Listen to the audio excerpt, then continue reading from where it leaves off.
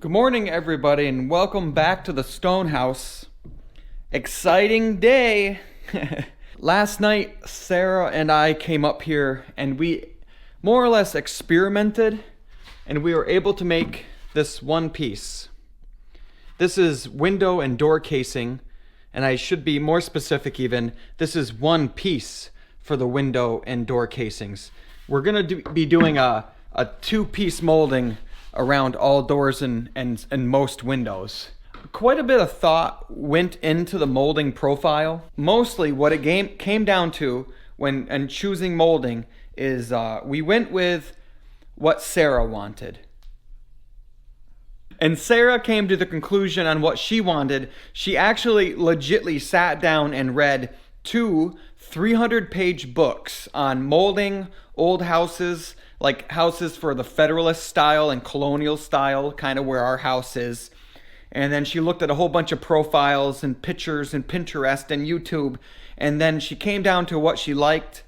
And then we found a guy that makes knives out of Vermont. I called him. We talked about the profiles we wanted. He made them and sent me the knives. All right, the first thing that we're going to be doing here is using the back cut. It's a 2-inch back cut. And I'm going to pass all of this, the 3.5-inch material. We've got about 30 or so pieces. We're going to be passing it all through just to be putting this back cut on. I'll explain more in the future what back cuts are for and why they're good. Then after the back cut is done, we'll be doing the casing molding. And then we'll be making another piece for the casing because it's going to be a 2-piece setup. It's like a 2-piece molding. I don't know how else to say that. And then this is for the baseboard.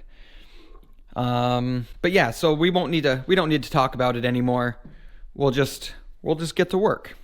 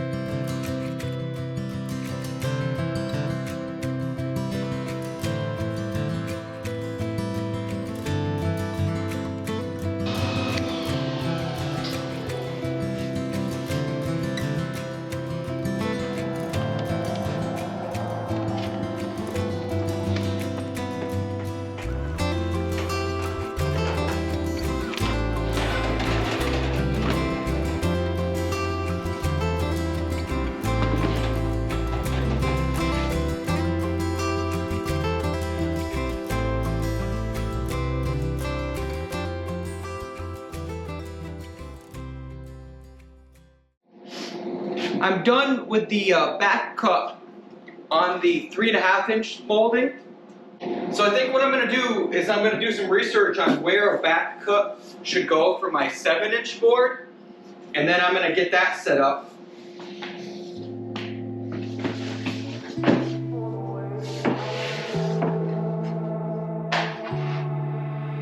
I want to thank you for the way you taught me safety. The way you showed me all the ropes and how to make it on my own, and how to tame my dreams. Every word you said became the fuel inside my head. I'll never ask for permission. I set a phone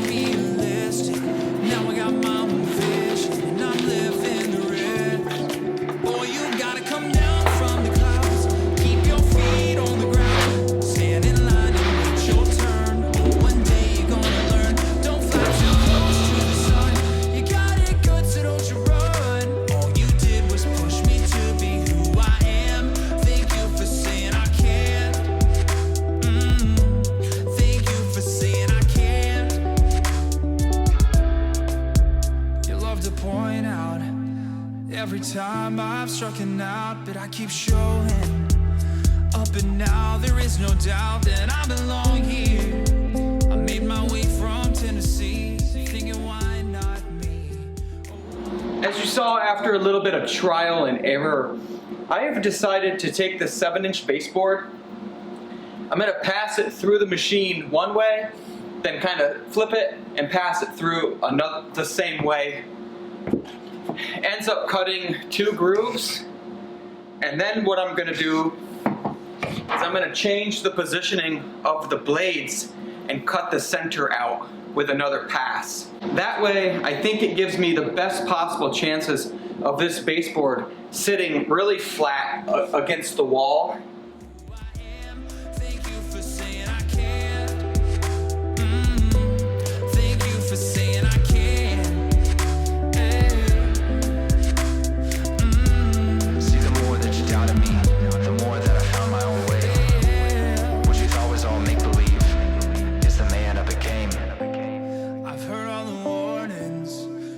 Your advice, always have a backup, don't get lost in the lights, but I'd rather go crashing than never take the leap.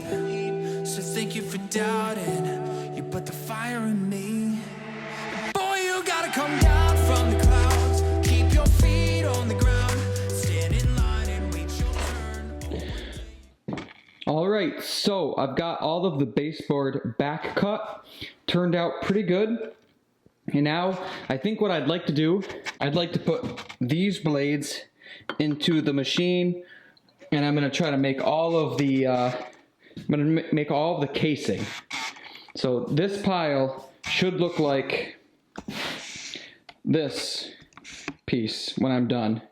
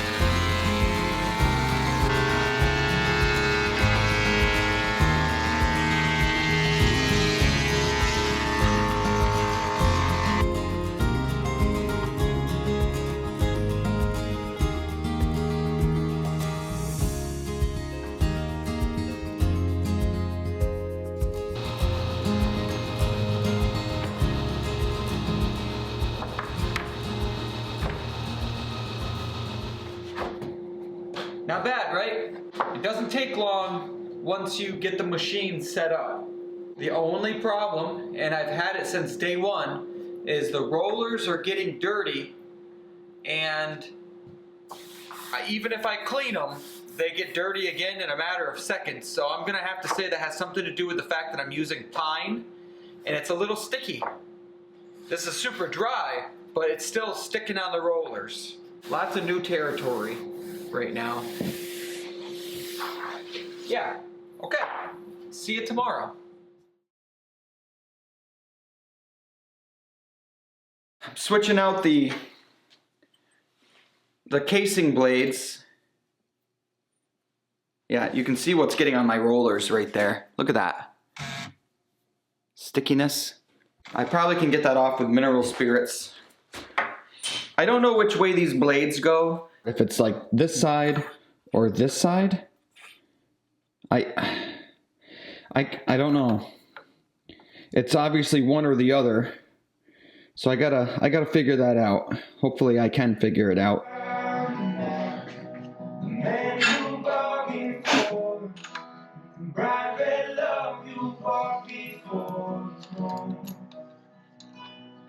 Will you lie here under star down sky?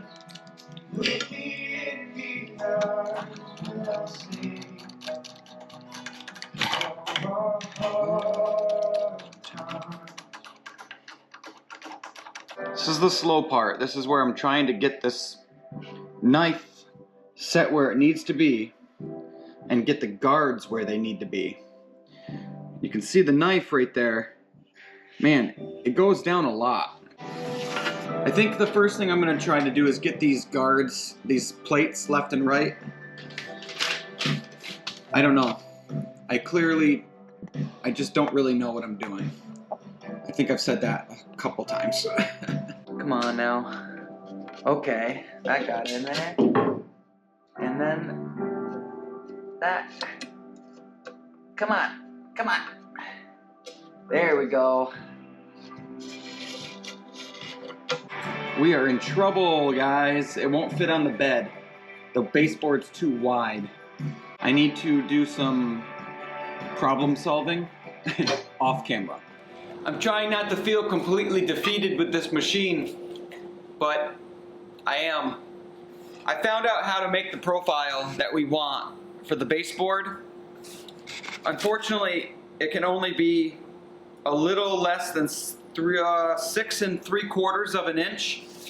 Because of the knife in the machine, and the knife has to be where the knife is, then I can't cut a full 7-inch baseboard. It can only be that 6 3/4. So what that means is I have to bring all that wood downstairs and rip all of it to 6 3/4, which is a 1/4 inch less. So that's not a big deal. 6 3/4 to 7 inches. But it's more about like I have to carry 30 pieces of wood downstairs, rip them all, carry them back upstairs, and then I can start passing them through the machine. The profile's cool though. We like it. So I'll go downstairs. I'm gonna rip all the pieces of wood, and I'll be right back in an hour. I started making the baseboard, and it became very evident very quickly that I was just trying to take off too much material at one time. So I got the manual out and I started messing with the settings and the rollers heights, and it literally took me 2 hours, but I'll show you some of that. I'm going to try to be as real with you as possible. I'm trying to adjust the shaper here. No, shaper. What is this? Planer molder. Start over. First off, I had to make this. Yeah, look at this thing. Look at all the angles. This is what they want you to make. It's 2 inches by 4 inches by 4 inches. It has these little 1/2-inch bevels cut off, and then the bevels here have to be cut off to where this is 1.5 inches on the top. I'm not making that up. I had to go find a special piece of wood in my barn even that could do that, like a full 2 by 4. But now I have it, and I did a good job. It's very accurate. And what you do with this, according to the directions, that's that piece of wood I was telling you about. You literally have to make that. But now there's a way I can put that like in here, apparently, and then adjust the rollers to where things are accurate. So there's a good point to it. It's just madness. Okay. That's gonna have to be good enough. That's pretty dang close. That's a 32nd of an inch off. But now we're good as far as roller heights being the same. On top of adjusting what you just saw me adjust, inside of the machine there's also some adjustments here that you can make. The reason why I'm lowering these is because the blade that I am cutting with right now is a very aggressive deep cut. And I don't want to have to take the whole cut at once. I want to be able to do it in multiple passes. So in order to do that, I had to drop these roller arms down from basically, they were like here to here. See the difference? Not a huge difference, But there is a difference.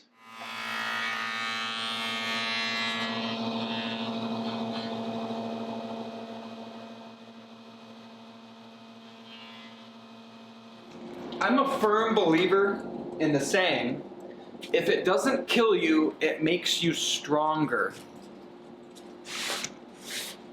I feel stronger now with the molding machine. And it almost killed me. Literally almost killed me. I don't really want to show you, but behind that piece of wood on the wall there,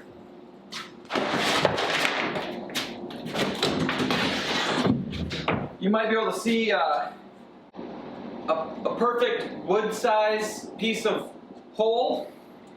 Well, if your rollers aren't down far enough and they're not gripping the wood and your blade does, the board doesn't want to go that way, it wants to go that way. I didn't get hurt, obviously. The wall is damaged. I will have to do something with that.